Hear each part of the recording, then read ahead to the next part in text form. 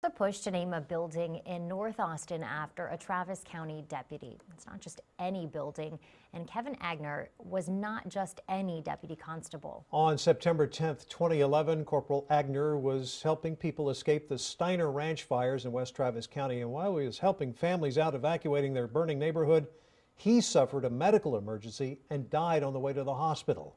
He was a 12-year veteran of law enforcement. More than 20 people have written letters and recommendations urging leaders to name the Travis County Precinct 2 building on Burnet Road after Corporal Aigner.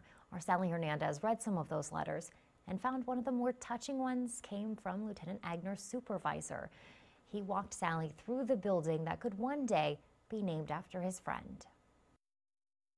You were there that day. Can you take us back to September of 2011? Yeah, we get a call that one of the deputies needs assistance. I was one of the first on scene. We get there on scene and we see Kevin struggling to breathe. And as we pull him out of the vehicle, he stopped breathing. So immediately, we jump into action. We start working on him. We start CPR. We felt good that he had a pulse, he was breathing, and they loaded him to the ambulance. And about 3-4 minutes later, we were told he passed away in the air. So tell me a little bit about Kevin. Kevin was a great guy. He started one of the first Explorer Post programs here in Travis County with Constable down by Steros. He was also a great training officer. So not only did Corporal Aigner train other deputies, but he also started something very special here that lives on today. What can you tell me about the Explorer program? Kevin Aigner and by Steros started Troop 711 here at our office. And were his children involved in that Explorer program? His son Kenneth Guerrero was one of the first in our Explorer program, and his daughter now is an Explorer. Wow. And his son is also working out of this building as well, right? Yes, he is.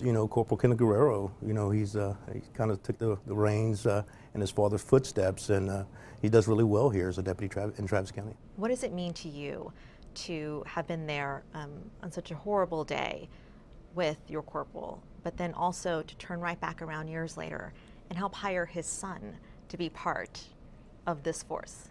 It means a lot. We lost a really good friend, a really good husband, father, and family member, and a community servant to Travis County.